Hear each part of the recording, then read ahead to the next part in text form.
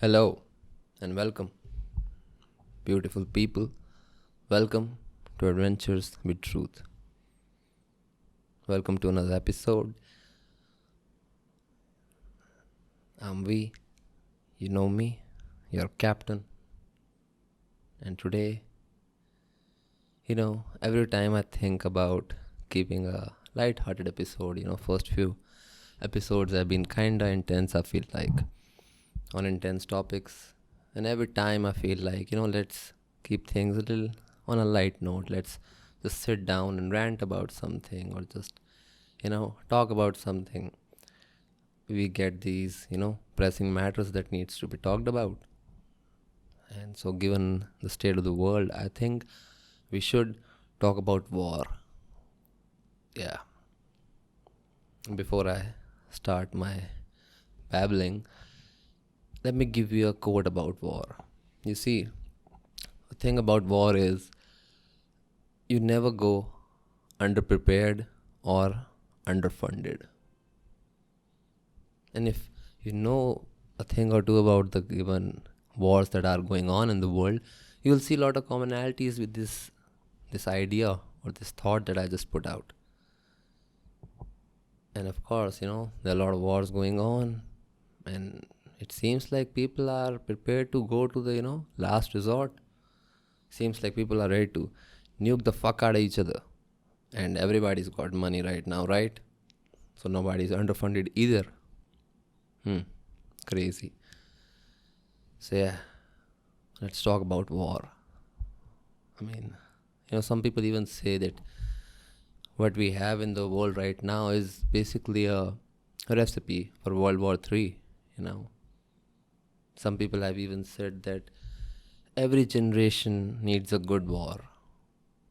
And given the state of the world that we are in, people are making these weird arguments.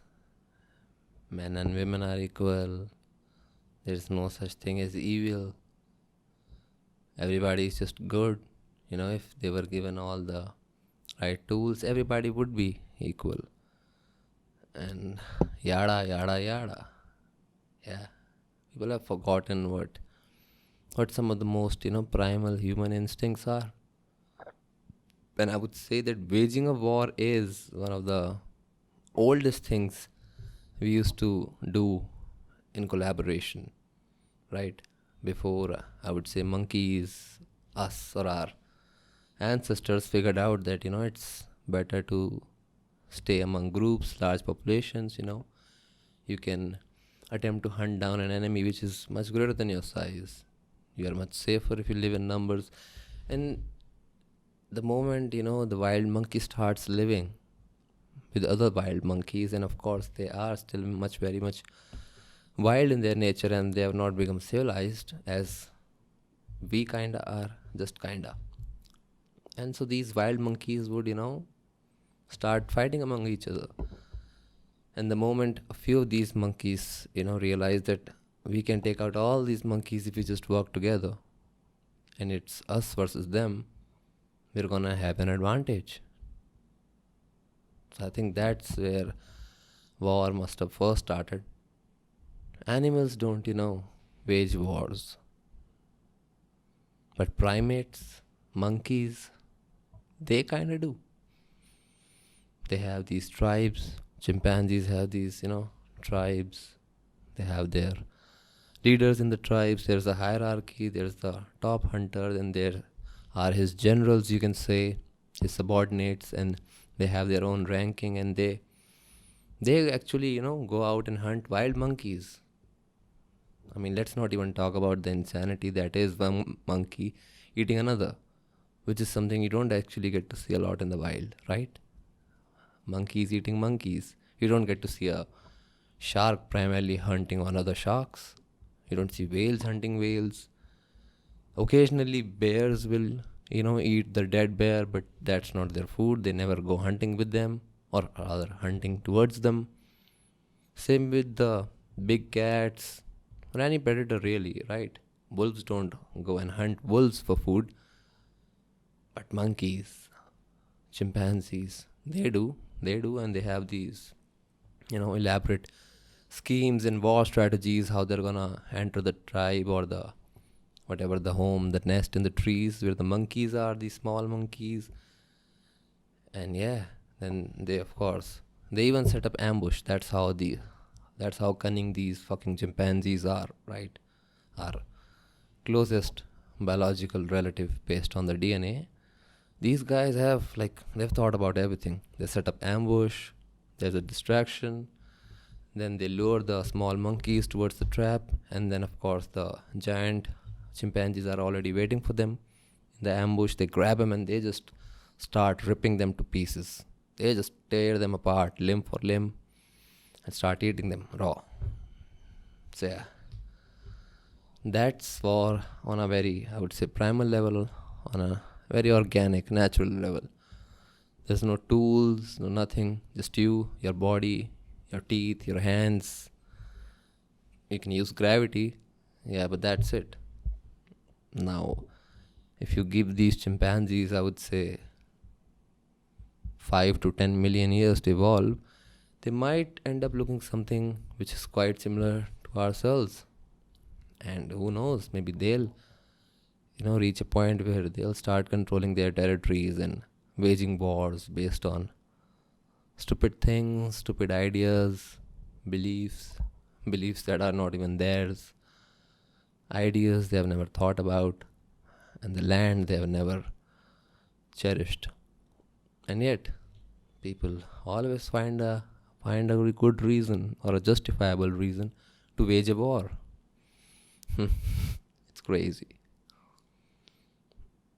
I mean, if you could actually have a good and futuristic simulator with all the quantum computing and crazy memory size and power to calculate things, I would actually like to see how these chimpanzees would evolve to conduct their own wars as we have from our ancestors, right?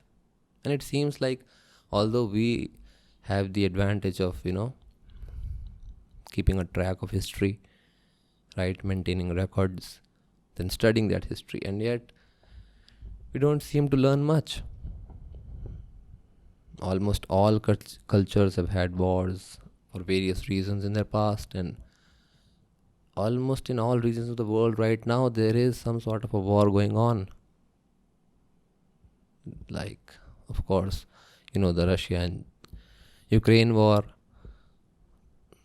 That's that, which is of course kind of allies versus Russia, war by proxy being fought in Ukraine. Their land is getting destroyed, sure. And then there's this Israel and Gaza war. I've been actually, thinking about doing an episode on Israel and Gaza war for a long time, but I thought I'd just, put this into the mix instead of making a whole episode about it.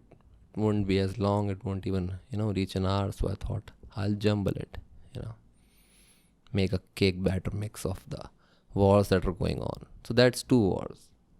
But then, of course, there's another war going on in Africa.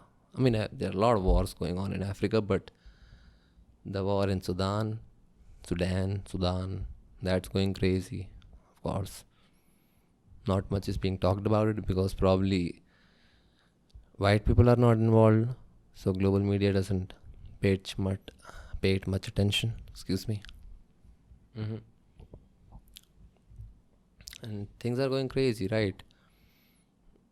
I just saw the news that NIA in India confiscated crazy amount of explosives and drones from, I think, 15 ISI terrorists. So they were planning their own war from a country, Pakistan, which is, they have a lot of wars going on in themselves as well within the country. I'm curious to see how long can Pakistan keep doing this, waiting for its complete degradation and decomposition. Let it rot. Let them rot. Motherfuckers. So yeah. So you can say India is getting a flavor for war too. Not a lot of people are covering Russia and Ukraine war these days, but I just saw that for the most part the war that actually, Russia is fighting had come to a checkmate kind of state. Not checkmate, sorry, excuse me. Stalemate. Yeah, right. So neither party was advancing.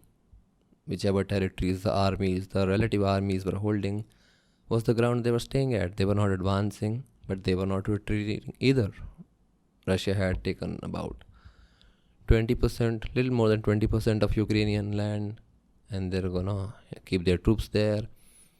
Not a lot of killing was going on either. People were just on a regroup, relax. Things seemed like chill, but of course, how could the West let Russia win or even have an upper hand in that? So what they did was, now this is all speculative who did it, but what happened is there's a railway line from Trans Russia, Siberia, that goes towards China. And this railway line is like, it's quite important because it's one of the four major, I would say, trans Russian lines, trans Siberian lines, which goes across this huge distance and goes towards China.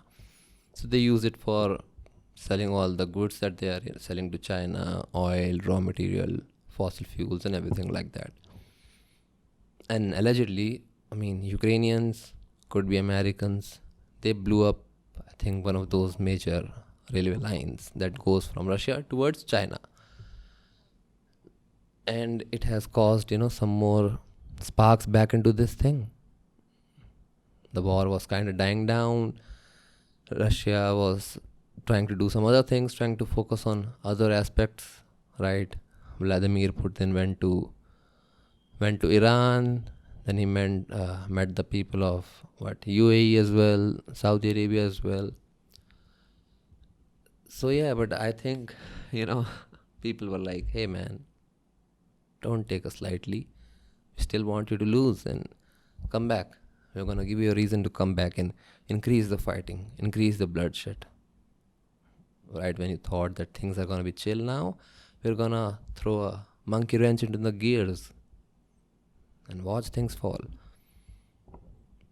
So that's a problem. That's a big problem for Russia, because first things first, this Trans-Siberian line is actually quite old, It was built, I think, probably back in the Soviet era, which was around, I think, up until 1990. 89, they collapsed and they signed a treaty. So it was built even before that period. Now it was not a, what you would say, state of the art infrastructure, right? Because it was built back then, of course, and even back then they didn't have the best safety standards. So it was, kind of haphazardly made. But it was quite meaningful and useful for the Russians. And now they cannot use that. So since they cannot get their goods to China, of course, China will not be paying a single penny until they get their supply. So that's going to cause more problems, increase the general emotion of the war.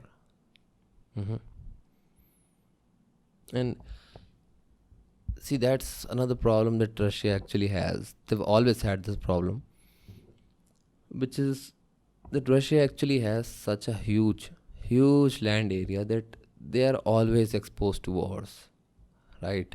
And I would say, all the three major times that they were defeated and invaded in the past 2 centuries was through, mostly the western front of the Russia, the Europe side. But Russia is so vast that I would say the eastern front of Russia, which is towards Asia, which, touches China, almost reaches North Korea down there, that has always been a vulnerable point for them as well.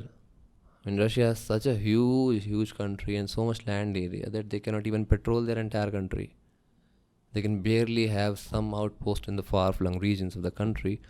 But even the soldiers or the troops that are stationed there, they are limited, because of course it's not just the the area itself that you have to secure, but the weather system there is crazy. Russia has Siberia in it, right? And Siberia is one of the craziest places, harshest climates. The weather can go up to minus 70 degrees Celsius. Holy fuck, man. Minus 70 degrees Celsius. I can't even imagine that. The lowest temperature I've ever experienced is what, minus 20 degrees, minus 22, and that was very harsh. It was insane to survive, right? I mean, in that weather, you go to take a piss and your piss starts steaming up because it's so cold. The air is so cold, the hot urine, it just starts steaming up. It's insane. You have to just constantly sit by a fire and try to make sure that your toes and fingers don't get numb. Yeah, and believe me, they are easy to get numb. If you've seen my vlogs, you know these these things, these extremities of our bodies, they are very quick to turn blue and get hypothermic and everything, right? So defending that all that tundra region is also very difficult for Russians, and so is building infrastructure in that place. Now this line that has been blown up, uh, who knows how long it's gonna take them.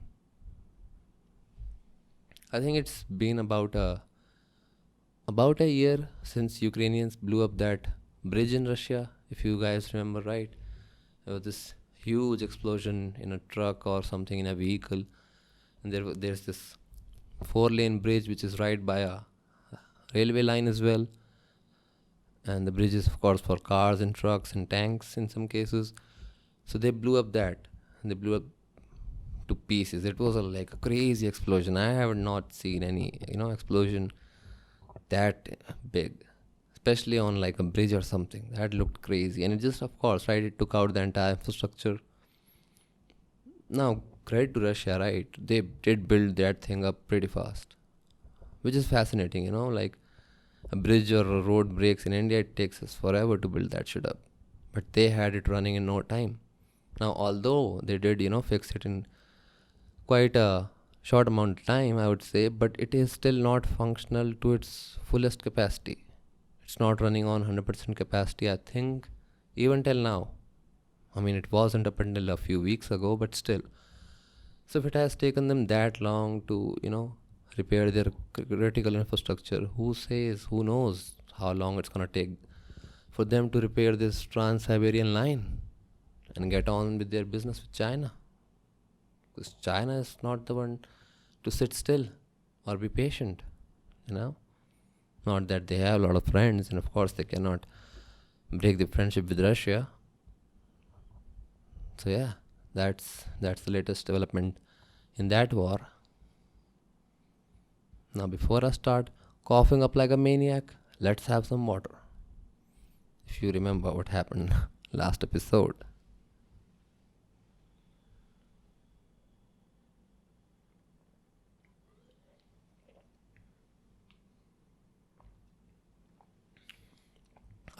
Gotta love water, man.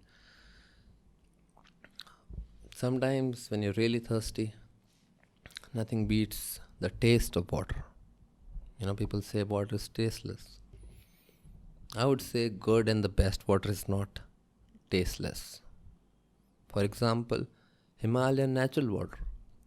You go somewhere in the mountains, in Himalayas, in Himachal, and you'll see that, once you have, of course, gone quite far away from civilization, you can actually consume the water which is in the wild, right? Provided it's not polluted by plastic or a dead animal, you can, of course, in some cases, drink that water. And if you have it right from the source, right, if it's coming out from springs, underground water and everything, it has a taste to it. All the minerals which are in the soil and everything, I like that taste. And another taste is the taste you get once you are really, really, really dehydrated.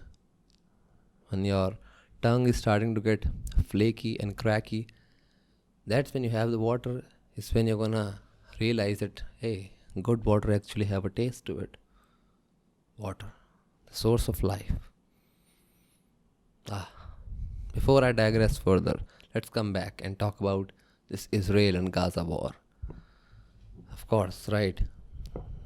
There have been so many wars within these two regions, and the Arabi people, Israelis, and everything.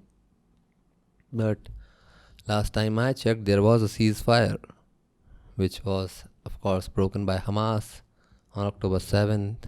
And I think it's been About 2 months, yeah. 2 months since they've been fighting among themselves, Hamas is, and 2 months since Israel has declared war on them, and so many people have died, so many civilians, but lives have been lost on both sides, right?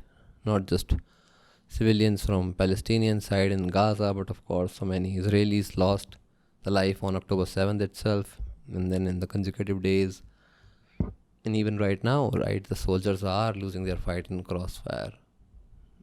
uh, Recently I saw that one of the ministers or political leaders of Israel had his own son fighting in the army, and he lost his life. So yeah, that's patriotism. That's patriotism, people. You don't just wanna rule the country, but you send your own people to fight for the country. We should see some of those. You know, maybe if Congress actually wants to get back in power or win Indians over, they should send their siblings and children, even parents, to join the armed forces of India, and then see. But these radical left retarded people have to say about our enemy. Let's see once, imagine that, right? If, of course, right, there's an age limit in joining the Indian army, but if Sonia Gandhi was to say, we're going to change things about it, I'm going to send both my children, Rahul Gandhi and Priyanka Gandhi, to join the Indian Armed Forces. They're going to make an exception since, of course, they're not of age, but we're still going to send them. And then maybe, we should see how the immigration policies and radical policies of the left take place. Let's see what measures then they take place when their own children are in the army, and would they behave in the same way? Would they let our national security get threatened, knowing that their own people, their own families are fighting in the army, and they might lose? Let's just say they might get hurt. If not that, maybe we should have one or two retired senior military officers be like consultants, official consultants for government. That should change something, right? Maybe that'll change the way some people look about or think about war in this country. Anyways, so yeah, that's thing. That person lost their life, and of course thousands of Palestinians have lost their life, and the war is just keeps going on. I think one of the senior military strategists of Israel said it might go on for 2 more months. I mean, I think it would actually be a good thing if they could, clean this thing up in 2 months and, actually eliminate Hamas, or at least destroy them to a capacity where they would not be able to come back or ever attack Israel again. Because, of course, I side with the argument that Israel has a right to defend itself, and it has a right to go into other regions which are not a part of their country and kill the people who are causing national threats, right? People who have invaded their country, killed their civilians. And there are a lot of, arguments to be made from Gaza side and Palestinian side, but I don't think there's actually any real argument. Because if anybody who is of sound mind and they can do very simple moral arithmetic, then they would realize that, Israel, I would say, is in the right here. There are a lot of Muslims and a lot of Arabs people who live in Israel, but there's not a single Jew who live in any other place, any of the Muslim countries, because they want actually a genocide while Israel is, trying to prevent itself. I mean, have you ever heard about anybody who's on the winning side giving people 2 days to evacuate or declaring ceasefire predominantly, right? And of course, there are a lot of experts such as like Yuval Noah Harari. There's this Gabor Mate guy, Bassem Youssef, a lot of guys, right? Experts trying to break down the situation. Now the thing is, the media or the information war is being actually won by jihadists. That's right. right? Israel has the manpower, or I would say the war power, the gunpowder to win the war, but they are not winning the information war right now, which is also crazy given that, you know, Israelis have developed some of the most sophisticated softwares to break into digital appliances, codes, software, social medias, and everything, and they can perpetrate whatever they want, and yet they are not able to get on the winning side. Now you gotta give radical Islamists the credit that's due, that they are actually quite good at propaganda. Maybe that's why, Israel is not able to get a lot of people on their side. Only the people who are actually aware of what's the truth and how we can get out of this situation are on Israel side, or some, of course, bunch of maniacs who just want innocent Muslims to die, right? Even they are on the Israel side. Now they are not the company you want to keep, but crazy people have always existed, and they will always exist. So we can't, pay much attention to them. You gotta let them do their thing.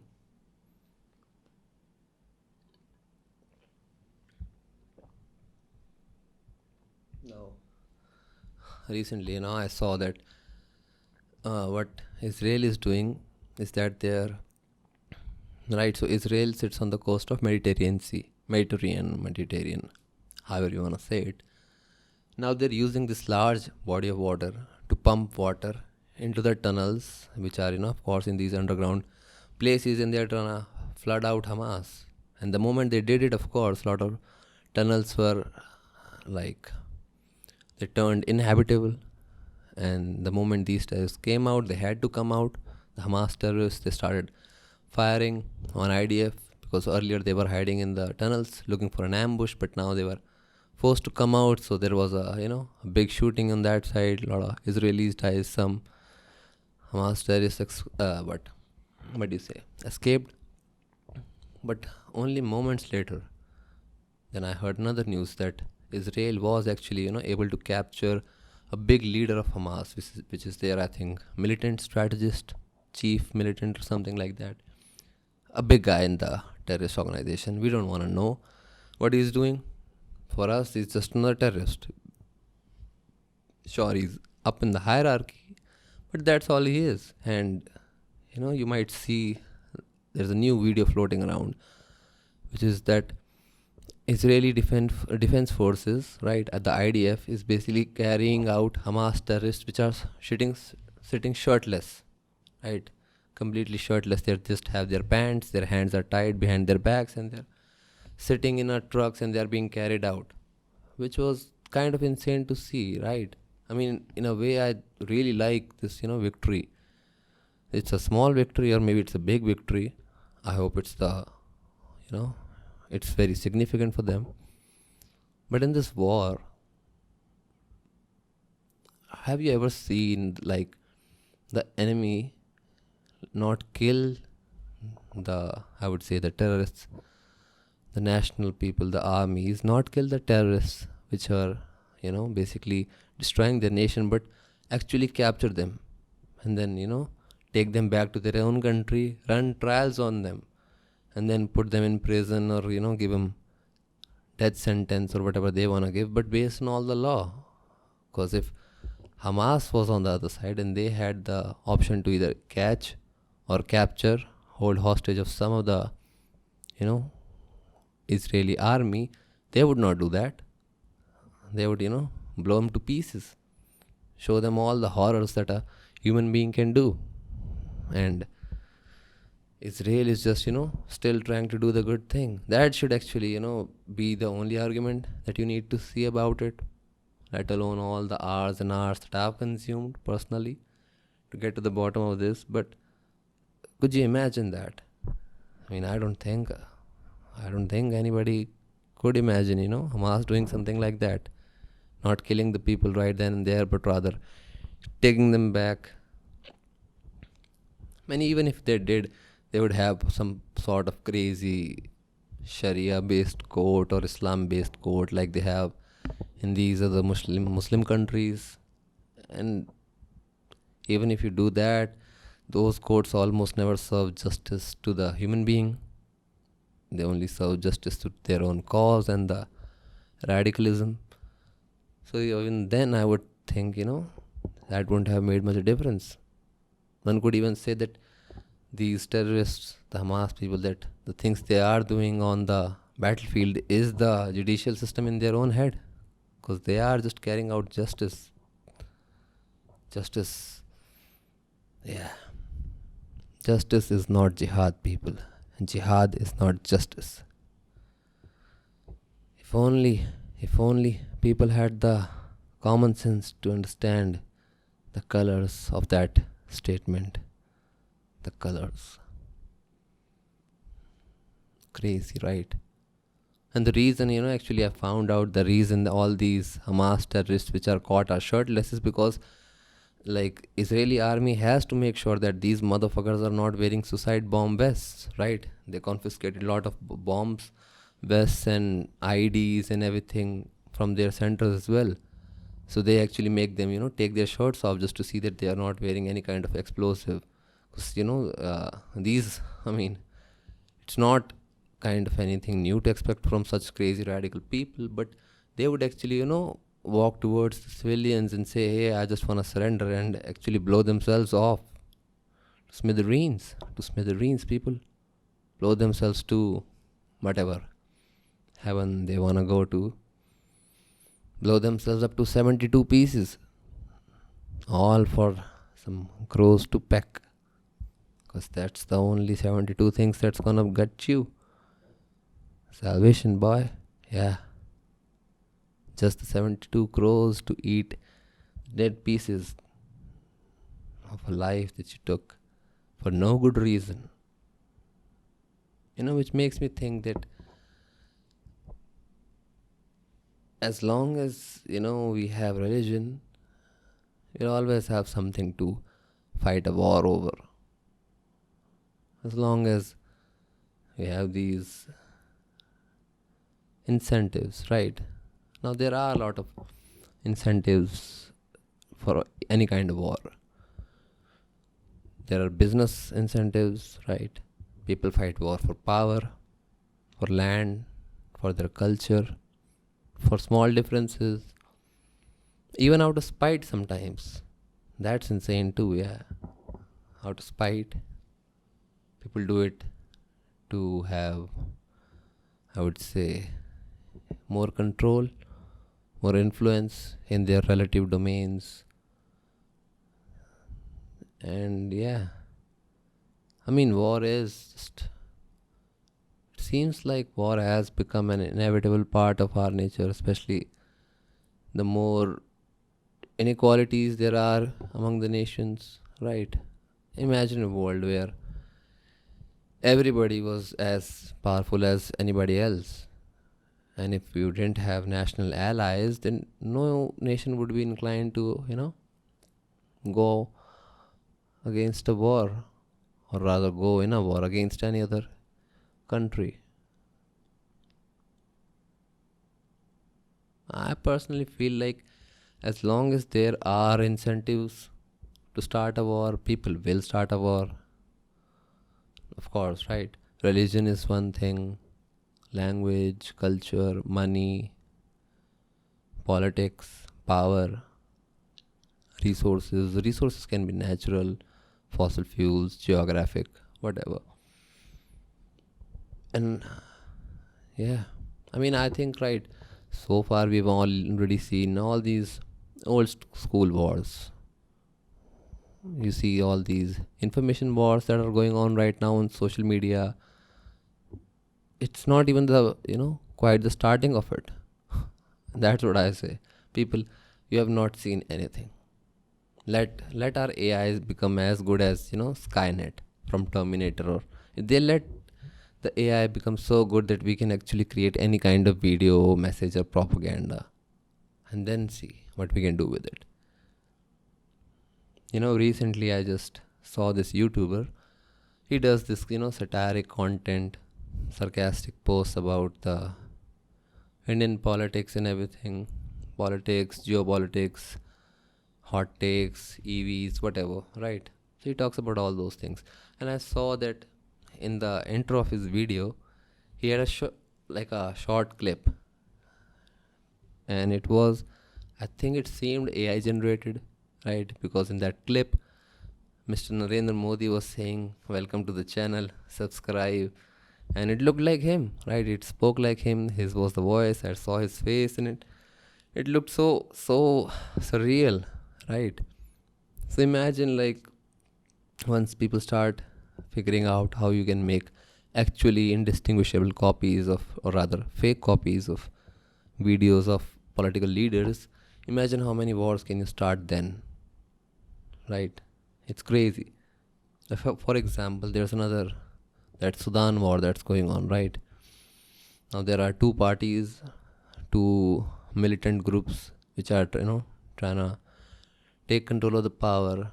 Now, if AI was completely developed and advanced to the point it can create any kind of digital content, which would, completely be indistinguishable from real content, which was happening in reality, and we captured it. So the one party could just, make a video of the other party's leader saying, "Hey, I choose to decide that I will join your team. I order my troops to go to your army right now, report to your own commanders and your strategists, your generals, and we're going to join forces and we're going to rule Sudan together," right? And then there could be suddenly another video of another guy saying that, "No, we're not going to join forces with them. We need to create a war, and let's, start killing them right now. Let's just start a war." In those cases, both these fake AI generated videos would, look completely real to these people, especially their followers and whoever is watching it. So how do you distinguish it? How do you, make sense of what is going on? How do you decide that is it true or is it false? Are you going to actually take a horrific action based on this information? And how do you verify the credibility of this information? How would you? I mean, there are experts right now who can use software to tell that, of course, this image or this particular video was edited or it was photoshopped in some way. But then again, mostly what they are using is another software to do it, right? Because nobody is actually using a magnifying glass, since these things are not physical artifacts. They are basically digital, content and information. So the moment the softwares get so good that they can actually, iron out all those remaining details that you need to make it completely realistic, how do you do that?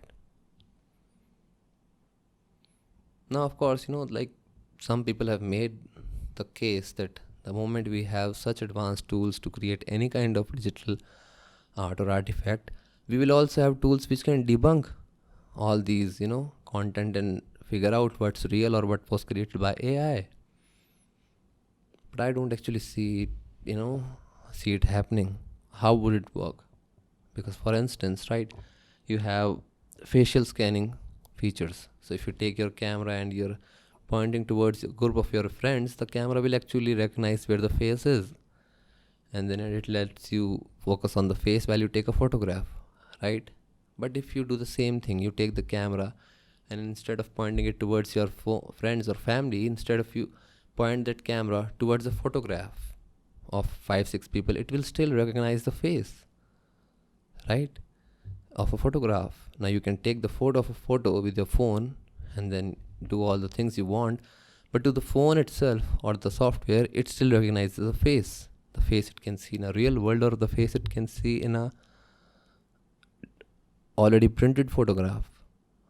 And given once that photograph, which is already exist, is basically created to a, or rather perfected to a point where nobody can tell the difference, how would the software be able to tell the difference? Like, I understand there's a lot of code and mathematics and machine learning involved, but there still has to be a shared logic, right? What are those key differences that you look for? Now that there are no longer any differences left, all of them have been ironed out. All the nails which were sticking out of the coffin have been hammered down. So how do you do that? Those are the things that, boggles my mind, that, like, we, the people have fear, of course, right? The modern man has had such a long history of wars. We are, it seems like not doing progress on a fast rate, because of course we are doing some progress. The world is kind of safer than it was 200 years ago, 100 years ago. But is it fast enough for us that we can eventually bring peace, or are we going so slow towards peace that inevitably we might cause another conflict, a major war? And don't get me wrong, I do see the recipes of a world war brewing up in the world right now. Really.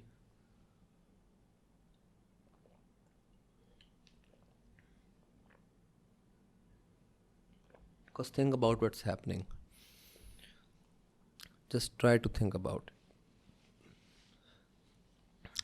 Let's talk about the Cold War, right? So now in the times of Cold War, back when US was fighting a Cold War against the USSR, they used to have these allied forces. They used to have all the friends which were on the American side, the Europeans, basically the West Europeans and the Americans and Canadians by proxy, of course. And on the other front, you had, of course, the USSR, which is mostly Russia now. Ukraine is turned to rubble. But then again, in those days, China was a good friend of Russia. And even today, China is getting closer to Russia. India was, going through a weird phase back in the Cold War days. We were acting retarded.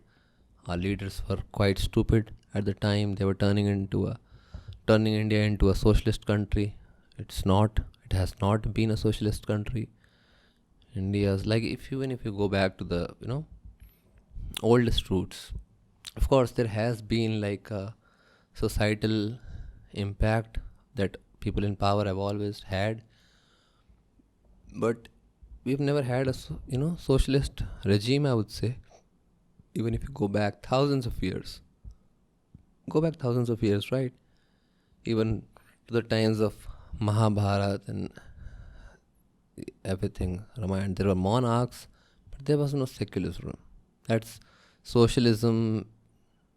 Yeah, not secularism. My bad. So India was never a socialist place, and thankfully it's not anymore. Now that does not mean we don't have a lot of socialist things that we need to do to help the people, to help the poor people, bring them up to speed.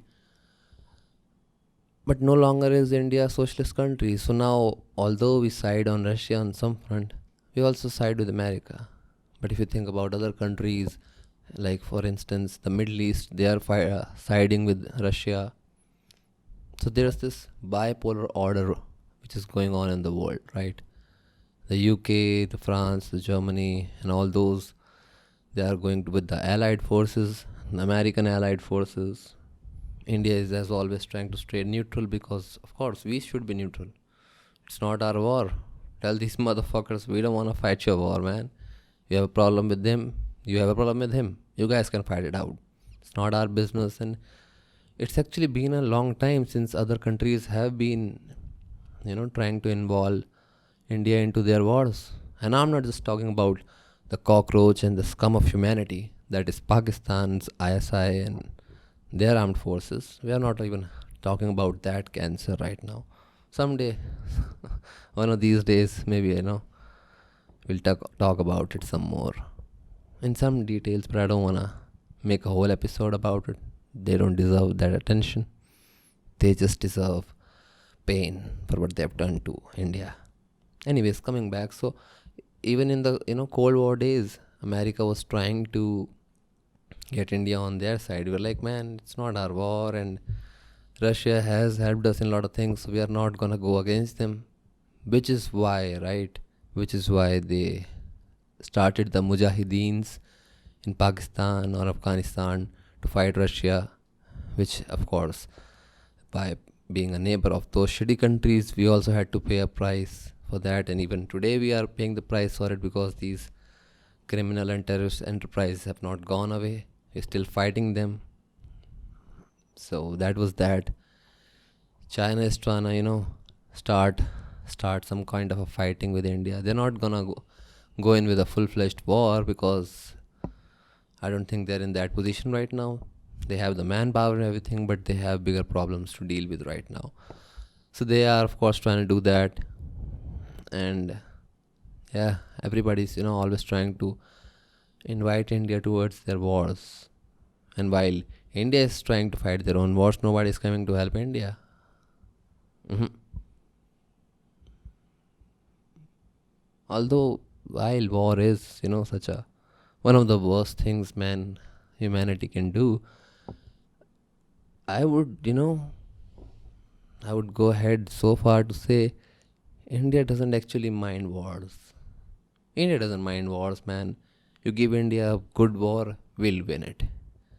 We've got the strength, we've got the patriotism, we've got the power, we've got the numbers, the brains, we've got everything. It's just, when people from within our countries choose to, help all these crazy jihadists and ISIs and Talibans and all these Islamic terrorist organizations, that's what, India loses. You give us a war, we'll win a war. It's just that you know, often our politeness becomes the reason for our wounds. We let ourselves get vulnerable by, showing a kind heart to certain kind of people of certain beliefs and ideas. And it's time that instead of acting like a peacock, which is our national bird, we start acting like a tiger. Like a motherfucking Royal Bengal tiger. Because nobody fucks with a tiger, man. And that's also the way I try to live by, Don't be a peacock. I mean, of course, if you're on a date with a beautiful person, with a nice lady, you're trying to show off, you can act like a peacock. But when in the world, you gotta act like a tiger. Now, of course, not everybody's spirit animal is a tiger, so it's not quite easy for everybody to say. But I do really feel that, if only we start acting upon those metaphors or euphemisms that we choose to symbolize our country with, we actually would be one of the greatest places in the entire, I would say, Milky Way, let alone this small ass planet. That's what's up. So how do you do with war?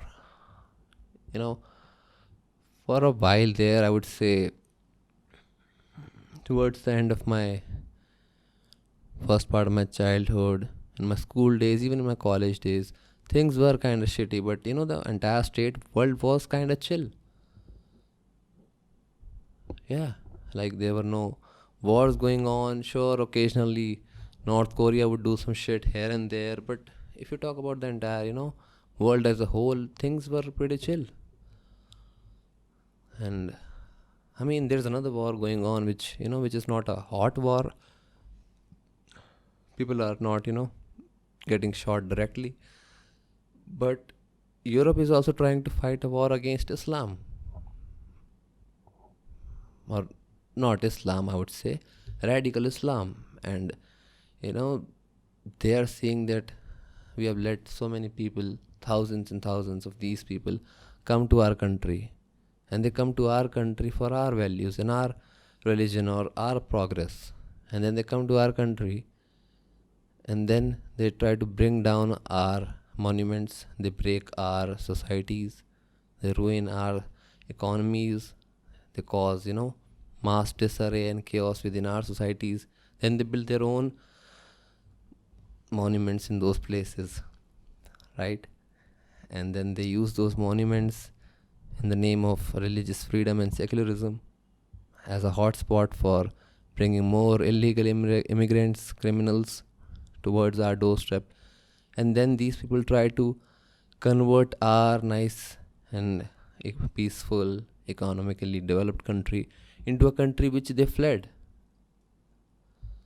And of course, now it's only now that these radical lefty countries are starting to realize that the right exists for a reason, right? Evil exists for a reason. Not everybody has the best interest in their heart. Some people are just trying to do what they want to do. They come to your soil. To a sounds night, does this phenomena ring any bell to any Indians? Have you seen something like that happening in our society? Yeah. I mean, of course, there are a lot of warlike situations going on in this beautiful country of ours right now. But I do want to see a war against the Waqf board, man. I mean, nobody is a stranger to that situation right now. You can see what the crazy story behind that is. But yeah, if we want to win a war against bad ideas with this within our country, if we want to win a war against all the crooked and corrupt, biased laws that we have in this country, we need to start with something big, and we need to take back our land. India doesn't own its land. This motherfucking Waqf board owns, like, I think it's the third or second largest landowner in this country. So, which is actually the similar case, right? Imagine if you're a country, for instance, Germany, right?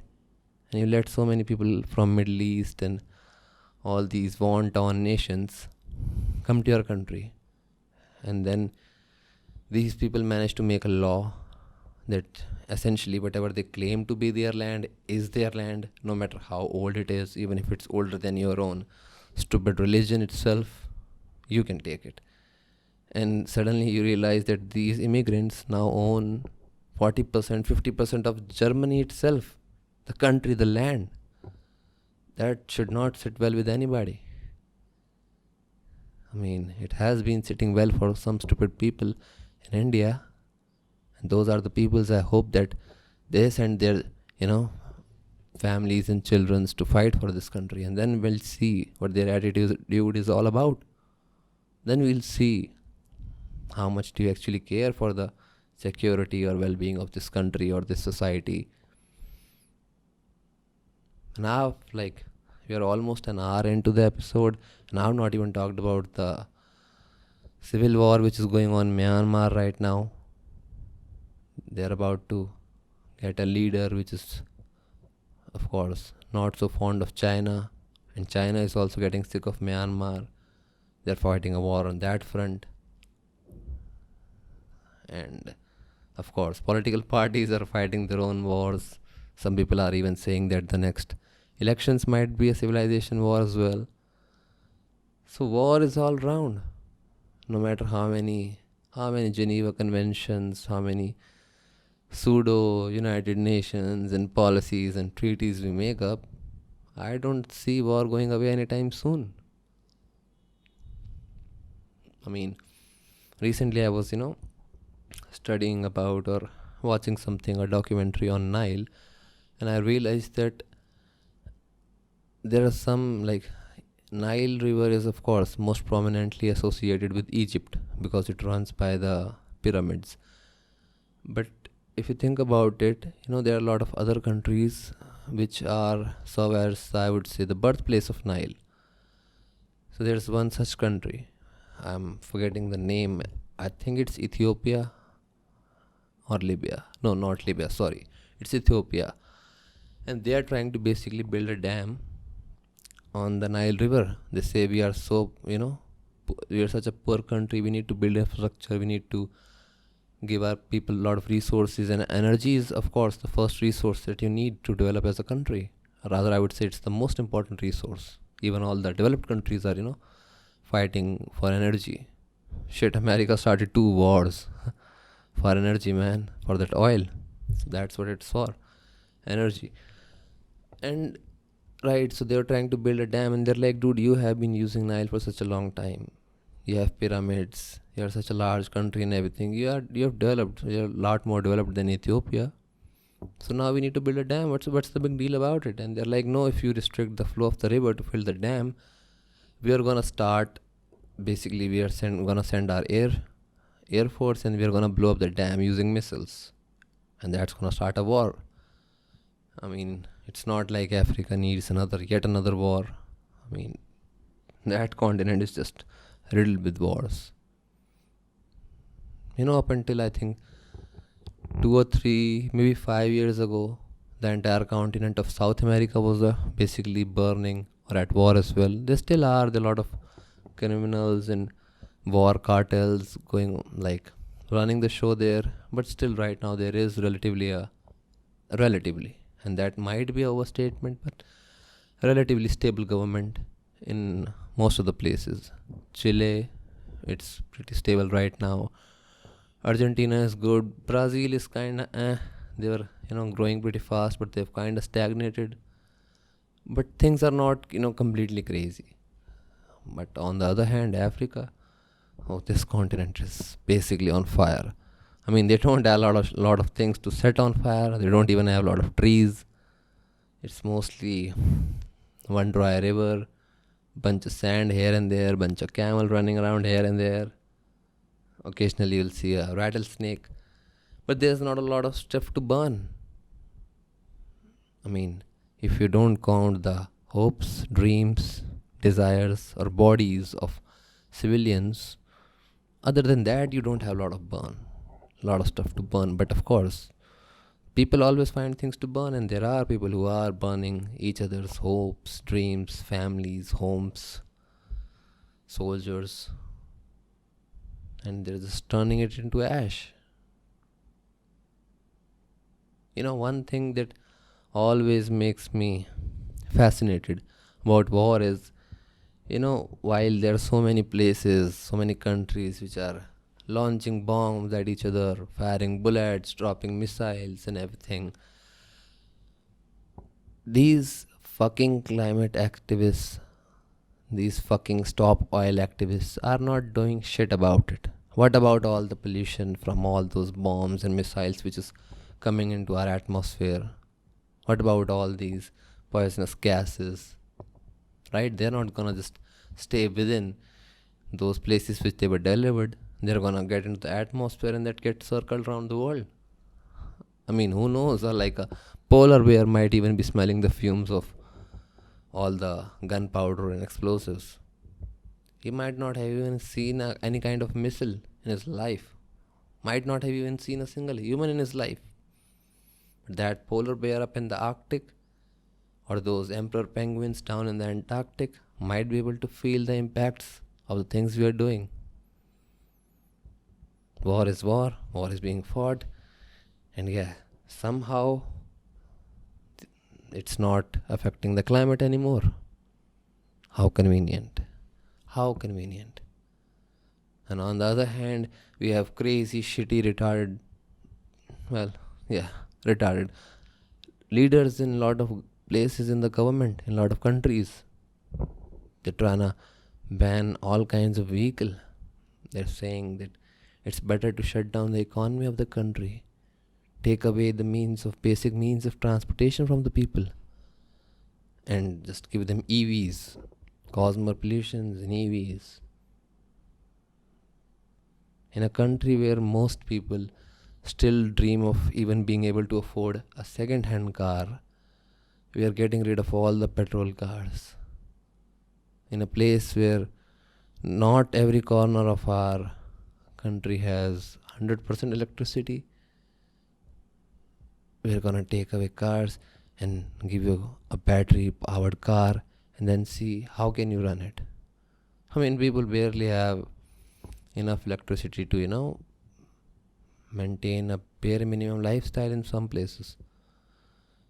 But it's a good idea to take away the cars which run on petrol.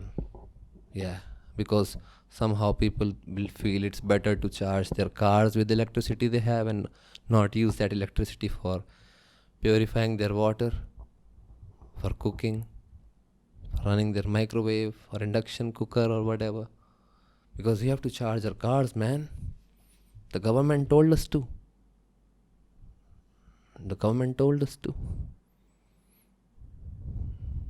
I mean, luckily or unluckily, I don't know.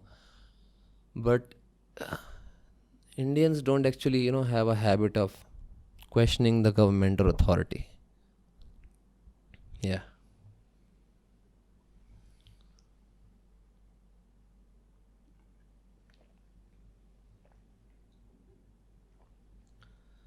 So we just, whatever the government says, we just take it word for word. The only time I think we criticize or even question the government or any of their actions is when it's time for elections or when the opposition does it. But we doesn't, people don't even try to sit down and think for a second. Whatever we are saying, whatever we are promising, is it even feasible? Is it even practical? Is it even goddamn possible? Now, in a way, it's a good thing because, of course, when the decisions are being made which are right, it helps not to create unnecessary obstacles. But in most cases, that is not the case. And as people of the free country, we should advocate for war. Yes, that's right. The free people of Indians of India, brother, my dear fellow Indians, we should be pro war, but a war of ideas, a war of facts, logic, and solutions, and not a war where we would, unnecessarily jeopardize our well being and our interests. We cannot just keep bending over. As I said, it's time for us to start operating like a tiger. Because if push comes to shove, and if there is a world war, well, in a war-like scenario, when things go back to our primal instincts, and everybody starts behaving like a wild animal, I would really want to be the animal which is the apex of the apex, the tiger. And if we actually believe that, yes, tiger is our national animal, then we must also embrace the spirit of a tiger. People talk crazy to a tiger, tiger gonna fucking slit your throat with a paw. Yeah, you've seen their claws, man. That's insane. So that's my show today, people. That's my show. I'll see you next episode. Maybe we'll discuss something more, something crazier, or maybe we'll chill out. And if you ever are at a war with your own demons, your own thoughts, if the state of the war in the world worries you, then the only solace I can leave you with is to be a tiger. Be a fucking tiger. Be gracious. Be just. Be ferocious, yet gentle. This is Adventures with Truth. And I'll see you next episode, people. Stay beautiful.